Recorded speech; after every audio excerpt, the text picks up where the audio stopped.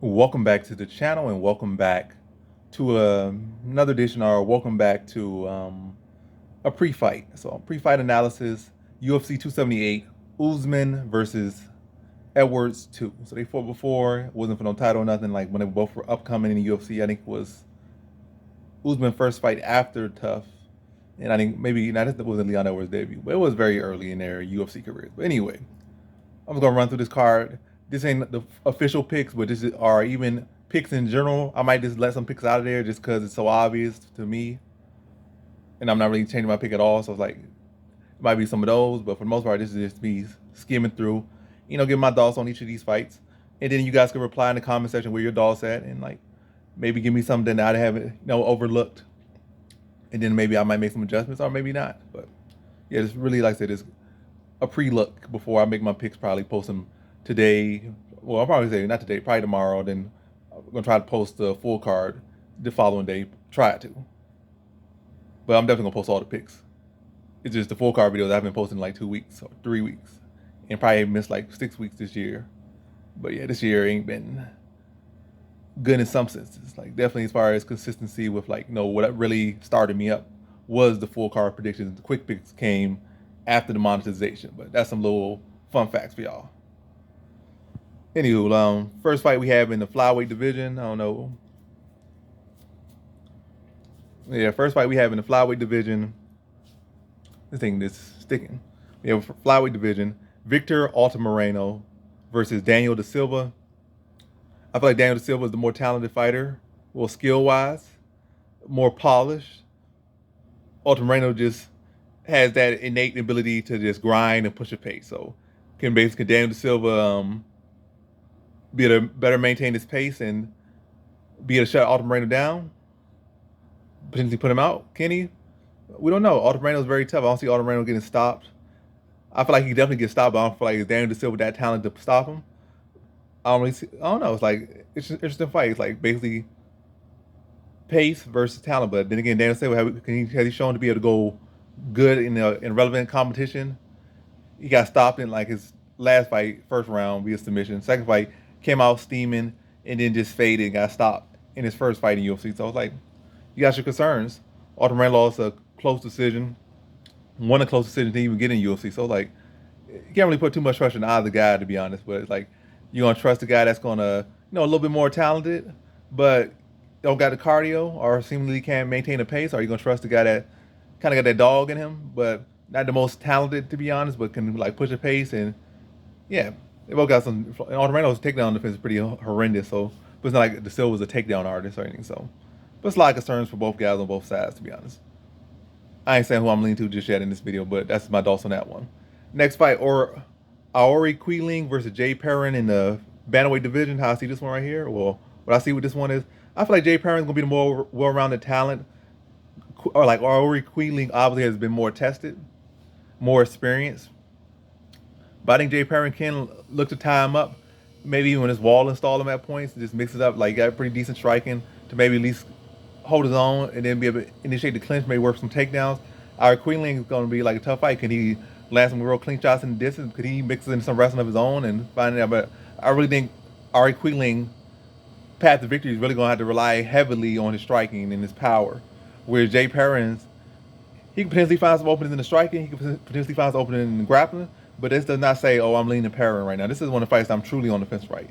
Because I could easily see Jay Perrin just come out here and just set up takedowns, wall installing, scoring takedowns. And like Ari Queenland is not no great talent.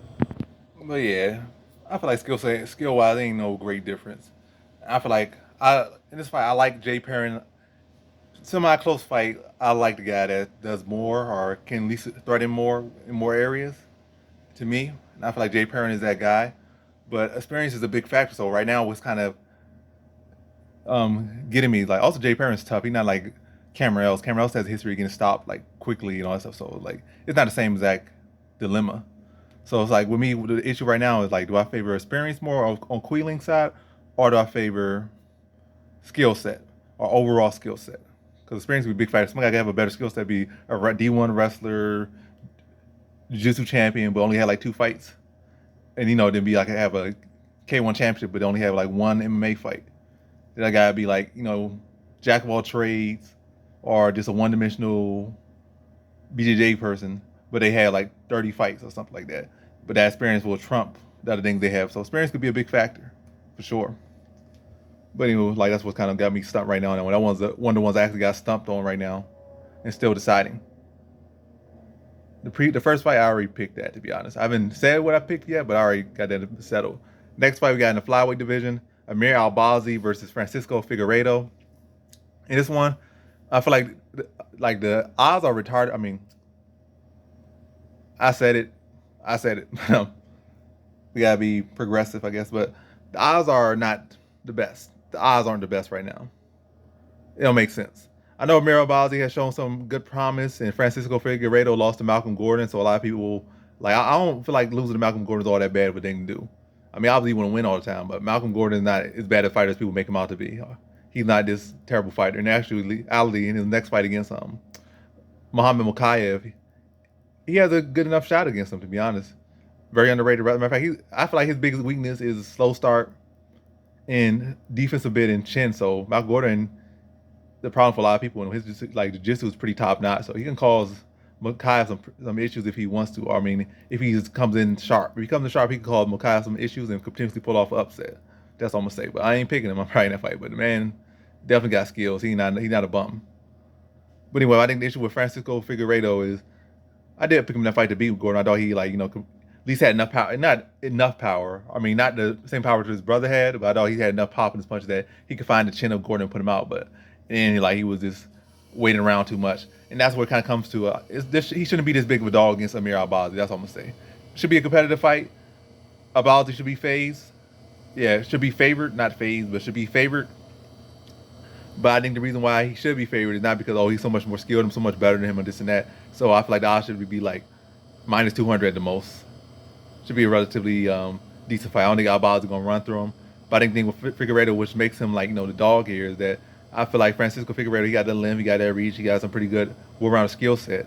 But his lack of output and he just seems so laid back out there, and it's hard to in competitive fights to win when you're fighting so reserved. Yeah, that reservedness because it can easily cause him to lose a decision. But who knows? He come in here with some urgency. The fight can completely shift around and turn into a 50-50 fight or shift in his favor. He does get that height, does get that reach. If he clicks it in, this fight instantly could flip. So, Albazi could be the more comfortable bet right now, the more comfortable pick. But it's definitely a fight you could look to live bet, or maybe bet to go around. I don't think either guy's gonna start out the guy. Figueiredo showed that he went in with some guys that had questionable chins, and they were able to go the distance. And I think Albazi sharp enough on the ground that he's not getting tapped out. Sharp enough on the feet that he ain't gonna really get caught enough to put it out. So it's like I feel like this fight gonna go some rounds. So you probably the safer bet with this one probably betting overs or the distance. I already say over is probably better because distance all it takes is one little slip up and the fight's over. But pretty safe enough with this all the way going there. But over probably definitely the safer, more closer to a lock bet with this one. But yeah, good fight right there. Couldn't have been boring, but good skill set, good combatants, good fighters there. But anyway, next fight we have in the flyweight division, women's flyweight, Miranda Maverick versus Shayna Young. Already beat her before. Maverick has submitted her first round, their first fight, rear naked choke. And I'm thinking she submitted her again via rear naked choke. But the thing is, it's gonna be first or second round. Shayna Young has got a win since then, or a couple wins since then, but on a one-fight win streak right now. But still showing the same deficiencies in the grapplings and the takedowns. Only she beat Bazzani because Bazzani got tired. Bazzani has a fading issue, and that's she came in the fight because her opponent faded, and then she turned up, was able to get her out. But now she's taking a big step up in competition, and big step in talent, and an opponent that can definitely push a pace for her as long as she needs to push a pace. So she's looking to get drowned again, and it's now really just picking the. I feel like submission is pretty low, but Maverick really ain't TKOing no one, but she could definitely submit her. So probably TKO really off the options for the most part. Submission definitely on the table. I don't think this goes to the decision. So submission, and you really want to triple that money or really picking a round. In first round looking like the thing, but it can easily sneak up and beat in the second round because hey, you make a little bit of improvements, you're able to survive the first round, then get stopped the second round. So really at this point, it's just picking a round anything. Maverick's gonna win. It's a lock bet, but which round is she winning and how is she winning is the thing still being determined. Next fight we have in the featherweight division, Sean Woodson versus Luis Aldana. And to be honest, I just really watched Luis Aldana last fight against Bruno Souza. It didn't really play out like I envisioned it to play out watching, because like literally that's the first time I watched that fight. I predicted it and all, saw the odds and stuff. I mean, saw the results, but I literally didn't watch the fight till just now. Like studying the tape for it, and I was impressed and unimpressed at the same time. But ultimately, I feel like what I've seen from Saldana is still like he hasn't fixed the areas where I feel like are his greatest weakness. I'll say like some improvements in his rest, like he was mixing takedowns in well.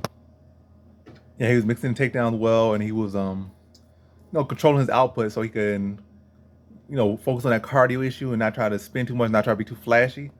But in a way, that could be a strength and a weakness. It could be for everything you do is pros and cons. I feel like that's not going to ultimately help his style the best, because then like now you don't really you take out that kind of first round where you can potentially get like a finish out of there because you're so flashy, so explosive in there, and you just kind of extend it. Like you just take the same skill, you cut it in half, and you just drag it across 3 rounds. Because now you're just giving limited output and limited flash. You're just trying to extend that flash for 3 rounds. And he still was like, he was kind of getting exhausted just by Bruno Silva pressuring him. And Bruno Silva was wasn't taking advantage of catching him as he was leaning with the straight. Like, he touched him a couple times. Imagine Sean Woodson in there with him, like a guy that can really box out there. I mean, Sean Woodson act like he one of the best boxers in MMA. But he's not. But he's much better than Bruno Souza in the boxing department. So he should be able to find that pretty easily. Luis Saldana is like this, straddling the cage, circling, and just keep dipping his head the same exact way. Just be able to find it, set him up, fake it, cross it, catch him, drop him. But I don't know, maybe get a finish. But I don't know. I definitely feel like this fight could go over 1 round. So with this one, I feel like Sean Woodson seemed like the clear favorite here. But then again, also Saldana has the kicks. But I feel like you could really put him out in the first round, or really, probably in case he can be trying to circle, doing good work to the legs. Sean Woodson probably mixing in the jab well, mixing shots to the body well, and then try to catch him with the cross as he circles, or walk up to the cross. And Saldana, like I said, as he get tired, hands already low, ain't gonna be the best defensively, and it's gonna keep falling into it. I feel like over time he could get put away late. But yeah, good fight right here. But yeah, some question marks here. I'm definitely feeling like I'm leaning Woodson. I'm pretty confident in Woodson and not shifting from Woodson. But all things to be considered. How y'all feel about that one? Next fight we have in the women's bantamweight division versus in the bantamweight division, women's bantamweight division, Lucy Pudilova versus Yanan Wu. And momentum is really what I'm saying right here. Pudilova seemingly on better momentum, ain't really beating the best competition, but on better momentum. Yanan Wu, just on a consecutive, like a 3 or 4 fight losing streak. Momentum is not on her side. She's beginning pretty much outwork every single fight. And Pudilova, I don't think either of these women are particularly great grapplers. I think Wu has shown a little bit more in the grappling department, for sure. But she hasn't really shown the ability to actually initiate the grappling to get it. Like, she reacted and got submission, but it wasn't her like, setting up, taking some opponent down, peppering them up, tapping them out, or just taking them down, transitioning, tapping them out, something like that. It's been more so like a reactionary submission type thing, defensive submission type thing. So I feel like it's going to probably end up being a point fight on the feet. Could easily end up in a split decision, probably going to decision, and like, who you leaning? So it's like probably another coin flip fight. So I guess the best thing to bet is the overs with this one. So, but as far as predictions, it's like kind of leaning Pudilova right now, but I can't feel greatly confident about either woman. But I definitely tend to lean in fights like this close. I lean more so momentum, unless there's like a skill edge. And also the fact that Pudilova does seem to throw more volume, and Wu has been losing fights due to volume. That should be enough to get her over. But then again, it could be somebody say, oh, she did this, she did that. Oh, she got one takedown. She hit her with a good power shot right there. And then all of a sudden, the math just don't math up no more. But yeah, next fight we have in the lightweight division, Jared Gordon versus Leonardo Santos. And with this one, you take away age and like maybe take this Leonardo Santos like 5-10 years ago. I'll pick Leonardo Santos pretty confidently. And even right now, he's a very dangerous matchup for Gordon. Like, I really see all Gordon's opportunities coming if Santos gets tired. If Santos is old. I don't see them as like, first when the fight starts, Gordon, this is his fight. I feel like it's a fight that he's going to have to settle into. We know he can push the pace. We know he got good cardio. He got a questionable chin. Has been finished a couple times. But Gordon is tough, as long as he's in there. He pushes the pace as long as he's in there. He's well-rounded as long as he's in there. But I feel like Santos pretty much better in every area. He's better. He's bigger, longer, better striker, better grappler. But can Gordon overwhelm him with his pace? With Santos coming with better cardio, but then again, Santos is 42, so it kind of comes down to it. Like, yes, I feel like Santos is the better fighter, but that age is a big factor. Like at some point, it got to become just that nail in the coffin. Unless the guy's just so amazing, and Santos is just not that amazing, super amazing, phenomenal guy. But yeah, I guess the thing would probably be you were gonna bet this one probably be to make it a lock pick. Oh, not a lock, but make the most of it. Probably be like a Gordon straight, then make in the distance because I feel like Santos like needing to get the fight done pretty much early, whether he knocks him out or tap him out. He needs to get the fight done in the distance. And Gordon, he can win a smothering fight where he just takes him down and weather the first round and then just skate him. Then again, if Santos gets tired, not fully in there, Gordon could easily overwhelm him and stop him. So Gordon could win a decision potentially. But I feel like for both of them, the route's probably gonna be stoppage. Either Santos early or Gordon over time getting stopped. But right now, definitely leading Gordon. Time is just age is just such a big factor. I know last week I got burnt because of that, but it is what it is. Like over more often than not, that age is gonna be such a big factor. But we'll see if that burns me again. But I don't know. I'm definitely not so confident Gordon. I'm put him in no whole bunch of parlays. Probably not even gonna put him in no parlays to be honest, and have about average confidence with that one, or maybe even low confidence. So ain't putting no real great value in that fight. Next fight we have in the light heavyweight division, main card Tyson Pedro versus Harry Hunsucker, and just get to the point with this one. It's like you picking Pedro, you picking Hunsucker. You just a funny guy, or you just saw the odds and you just a lottery guy. You just want to throw the money out there. Any chance is a good chance for you. 1 in 1 billion, that's a good chance for you. See that money, you're gonna throw $1, $2 on that. Hope the unthinkable happens. I'm not saying Tyson Pedro is so good, but it's like Pedro is good and Hunsucker is bad. That's not it. It's like Pedro's not phenomenal or hasn't proven to be phenomenal yet, and Hunsucker is just not good. So it's like that makes the lock pick. And I think the thing is, first round knockout looks very juicy, but it looks very juicy. But unlike Tuivasa and what's the name? Tai Tuivasa and what's his name? Tua or something? The other guy who knocked him out. Both other was Samoans that knocked out Harry Hunsucker. Pedro actually has a well-rounded skill set. I think his dad was a jiu-jitsu coach, and he definitely got some jiu-jitsu in his game. So if you see a sloppy guy like Hunsucker just swinging and throwing stuff out of balance, he might just take him down and tap him out in the first round, making that a safer fight. And like his last fight, you could say, oh, why he didn't take the other guy down? The other guy actually has pretty decent takedown defense, decent all-rounded skill set. He just fighting him above his weight class and is up there in age. So he just shows a strike on him. Just seemed like the least path of resistance. Like you see, he has like a weaker body, attack his weak legs, and that was a safer route. Tyson Pedro is, is a pretty thinking man. I say he got a well-rounded skill set. He's a strategizer, and he might very well just look to time him, take him off, get a takedown while he's off balance, and then just look to just tap him out. So it's like you're almost picking the round. I feel like the round is pretty much secured. It's the first round, but will it be a first round TKO or a first round submission? I feel like getting very much Terrence McKinney vibes in his last fight. I picked first round submission. I didn't bet it, which was dumb. I should have bet that. But so I'm getting very much Terrence McKinney vibes, and I feel like this could easily be a first round submission for Tyson Pedro. But Tyson Pedro is the lock here, and that's no beating around the bush right here. Next fight we have in the heavyweight division, Myerson Tybura versus Alexander Romanov. And I see, the angles you can make with this one. Tybura, has some good grappling, or at least for the heavyweight division, has some decent wrestling. And Romanov is seemingly one-dimensional in this wrestle, so the more around the guy's Tybura. And if Romanov gets tired from wrestling and you have to go wrestle with somebody that has, can give him some work, then he can get tired out and the better striker just prevails, maybe stops him late or just gets over him, or maybe it's a close decision that leans Tybura. But either way, the wrestling could cancel out or make him work harder than he has to. And Tybura, with his experience and having the better striking on paper, could pull off a thing. But also on Romanov's side, like it's not like Tybura has shown to be such a great striker. It's like he has 5-10 fights where he's just been knocking guys out with head kicks, hitting combinations, knocking people out. And I feel like in actuality right now, Tybura, most of his wins have come through via wrestling now.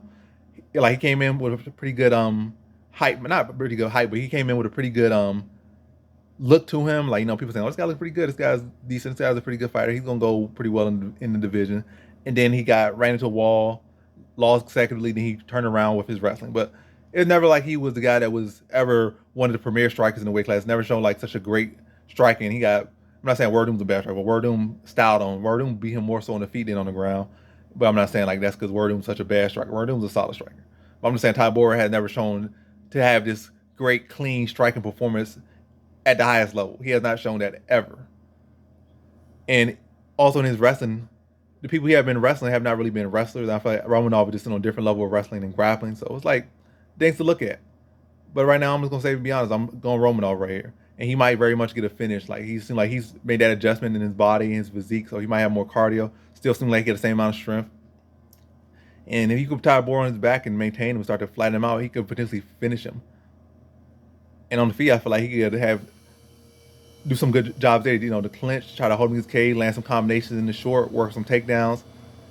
I feel like Romanov's could look to put on a statement performance. It's not like he's going against the greatest fighter ever, but I feel like a lot of people if he goes out there and put a statement performance on him, it's going to appear that this is a statement performance. But it really wouldn't be no shock if he went out there styled on Tybura. Tybura isn't not a great fighter. And he was over there getting exhausted, just he couldn't get a single takedown on Volkov and was exhausted after like one round of trying to get a takedown. So like, he might very be the one that get tired out trying to grapple or in the wrestling exchanges. If he getting tired out going with a non-wrestler in Volkov, who a lot of other people that have wrestling backgrounds or wrestling this or wrestling that easily kind of dole Volkov around. But this is MMA grappling, MMA math, MMA algebra. But yeah, liking Romanov here for sure. But still, nonetheless, a good matchup, good test for him. But I think he passes it, and probably with flying colors. That's probably gonna be the surprise to that matchup. Next fight we got in the bantamweight division: Jose Aldo versus Merab Dvalishvili. And with this one, Aldo versus Dvalishvili, Aldo has never lost to a wrestler, or at least not in. I don't know his first fight he lost to. I look back at the fight, but I can't really recall it. Like his very first fight, not his UFC, not his WEC fights, but I can't recall. I watched a little bit. I only got to watch the full fight of his very first L in his career before he went on and became that 23-year-old champion, legend, GOAT, whatever the case may be. But yeah. But as far as that GOAT status and all the other things that happened to him, like as far as featherweight GOAT status and all that stuff, Conor McGregor, one of the best strikers in MMA history. Give it to him. Max Holloway, one of the best strikers in MMA history. Peter Yan, many people believe one of the best strikers in MMA history. And then he lost to Holloway twice, McGregor once. So like 3 losses. Marlon Moraes, so pretty solid striker. So like he lost to strikers, he didn't lose to grapples. Like still holds a 90% takedown defense ratio. And Merab Dvalishvili looks pretty open on the feet. And he's making adjustments to his striking. I would still categorize him as a one-dimensional fighter. He's working on those other dimensions, but still very much a one-dimensional fighter. And I feel like Aldo can stuff his takedowns and be able to pepper him up, but yeah, pepper him up, pop that jab in his face, front kicks. Bring back the leg kick a little bit, like show some signs of WEC Aldo, early UFC Aldo in there, and be able to stuff those takedowns. But the thing is, like, Aldo can show all these things of himself, and also he went like 3 rounds good with Vera, especially went 5 rounds good with Font. So it seemed like that cardio thing isn't as big of an issue for Aldo necessarily anymore. But definitely Dvalishvili is a guy that can test your gas tank. And Dvalishvili won't just go for 1 takedown, 2 takedowns. He'll go for as many takedowns as he can. He'll go for like 20 takedowns. So Aldo takedown defense might be 90%, but Dvalishvili will go for 10 takedowns. And he'll get that 1 out of 10 takedowns. And Aldo, to be honest, since he's been here, I mean, when he's initiating grappling, he looks pretty good. But like, say in the Yan fight, when Yan was able to take him down, he looked pretty vulnerable on the ground. Like he got punched in the body, he was all curling up and shriveling up. So I don't know if the weight cut took away from his durability, especially to the body. But it's opening, so I feel like right now I'm on the fence with this one. I really want to lean Aldo here, but Dvalishvili, I'm really leaning with Dvalishvili, like his pace. But then again, Dvalishvili, no real great striker, and that's who has beaten Aldo in his UFC career have been strikers, and Dvalishvili is the opposite of that. So it's like, but he definitely can initiate one big factor, and that is pace and pressure, and definitely more pace than anyone has ever put on him, especially as far as the grappling approach. I mean, Holloway pace and pressure as far as striking, probably the best in the sport right now as far as, yeah. But as far as wrestling and pace, Merab Dvalishvili is probably the best right now. So he could probably as far as the pace and pressure in wrestling. Just relentless takedowns, almost endless gas tanks as far as the takedowns. But on the fence with that one, how y'all feel about that one? This is definitely one of the big ones, and it's like one I'm leaning on. This is definitely one of my dogs that I feel like I really got an eye on, and actually Aldo, right? Aldo looking very promising, to be honest, especially given recent performances. Down to our next fight, we have in our co-main event in the middleweight division, Paulo Costa versus Luke Rockhold. And I'm just gonna say, like, Luke Rockhold, I feel like his time has passed. He could have been probably one of the greater middleweights of all time. Could have had a much, much better legacy. Would he have been a middleweight GOAT? Definitely not. You could bet your mama that man would never have been the middleweight GOAT. You could say, oh, he was the best middleweight talent we have ever seen, the best middleweight division, this and that. It wasn't. He's not. He won't be. And he definitely now would never be. But Luke Rockhold at one point could have been a really great middleweight fighter and probably could have definitely overtook Chris Weidman. Probably could have held Adesanya off for some time. And like, I'm not saying like fighting him, but like as far as building his legacy up, he could have been someone that, I mean, Adesanya could have spent like a couple years trying to pass over. But by this point, I feel like Adesanya has passed anything like Luke Rockhold would ever pass as far as resume and, well, tenure and stuff like that. But nonetheless, Luke Rockhold could have been this, could have been that. Just some little mishaps. Already ran through Bisping relatively easily. He made a spectacular performance over him. Then was supposed to rematch Weidman. Injury happens. Bisping just comes in at the right time. Rockhold underestimates him, gets caught, and then shifts his whole career trajectory. Never rebounds. I mean, he got a win after, but his career never, reached the same level it was and stuff. And now he's like 36, 37, trying to come back. And it's just not like, it's just like, yeah, it's like not really the best recipe for success. Like, I mean, he's in good shape, he's training hard, but I feel like those flaws still can come in. You can't really teach an old dog new tricks. And I feel like Paulo Costa just got power. Luke Rockhold got a questionable chin. He took some time off, but he's only getting older. And as we've seen even with one of the guys that's the best at keeping himself in shape, around the same age, Dominic Cruz, always in shape, always training, always learning, always teaching, always this, always that. He's the guy that overcame ring rust and made it a non-factor. And even him, like, age is still a very big factor. And coming in, riding like 3 knockout losses with a power puncher. Costa might not be a one-punch power puncher, but he's younger, he's in his prime, hungrier. And it seems like Luke Rockhold's brain is like here and there. Like sometimes he's in there, sometimes like he kind of questions his own thoughts. I just feel like Luke Rockhold can look good, look spectacular, but once those shots start to connect, even probably a slam kick to the body, like slamming the kicks to the body, might curl him up. So it could be anything. Like just at that age, your body just starts to break down. And Costa not gonna help any bit by cracking with these big shots. So then it's like you're really just kind of picking around. Like you picking Costa, could he get him out of the first round, or it'd be like a second or third round? Maybe Rocco might surprise you and be able to make it to a decision, but highly doubt it. Costa in the distance, but like you kind of like really like picking around. Method's pretty much KO. He ain't submitting him. It's like a knockout. No, so it's like Rocco has amazing offensive takedowns. His offensive takedowns have been horrendous. That little spinneroonie, he'll tackle you and spin you around. His takedown offense is pretty terrible, to be honest. So terrible taking offense, questionable chin, going there with one of the heavier hitters in the division right now. Riding that 3-5 losing knockout streak loss, pretty much. It just kind of seemed a foretold story right there. So yeah, so we already know my pick there. But again, just trying to settle on a round where I want to drop it. But yeah, then the main event, Kamaru Usman versus Leon Edwards 2. And how I feel about this one is, Leon Edwards has a very good shot. Kamaru Usman is the champion for a reason. Leon Edwards' thing is, like, I feel he could potentially get a stoppage in this one. Actually, I feel like he got more path to victory than Usman. That's going to be a shocker to something. He has more path to victory. I feel like his submission game is better than Kamaru Usman. And that's for sure. He got a better submission game. So I feel like he can knock Usman out. He could decision Usman, or he could submit Usman. Knockout seems kind of questionable because who has he really knocked out? He has like one knockout finish in his whole career. I think he had like one submission finish and one knockout finish in his UFC career. So more so a decision fight, that's going to be a factor against him. So like try to go decision with a guy that's going to have better control of whether the fight goes to the ground or not. A guy with phenomenal pace and phenomenal cardio like Usman, he can go for a bunch of takedowns and not even take a deep breath. Like I said, you might be able to stop him for a little bit of time, but eventually that pressure is going to be able to overwhelm you. And like I said, you might have that time early on where you're stopping it, but then again, you don't have the really showing the ability to end the fight. You went in there with like a undersized, fat, skinny, fat Nate Diaz and couldn't put him away, and in that end he almost finished you. So like, man, Diaz is tough and all that stuff, but still that should never happen. In reality, it's tough and it's blah blah blah. Diaz is. You should have been able to just nuke that man and put him out there. So you're gonna get flack for that no matter how you try to cut it. Especially he's supposed to be just one of the best strikers in MMA, one of the best strikers in the welterweight division. That should be a case you should put on a striking master class and put that man out. I don't care if you're a decision fighter, I don't care if you're this, you're a pretty fighter or whatnot, you should have put Nate Diaz out right there. But yeah. So struggle to get the finish. You got Usman on the side, like we'll have control of the wrestling, we'll have the strength, we'll have the pace, and well at least the cardio, I guess, cardio advantage.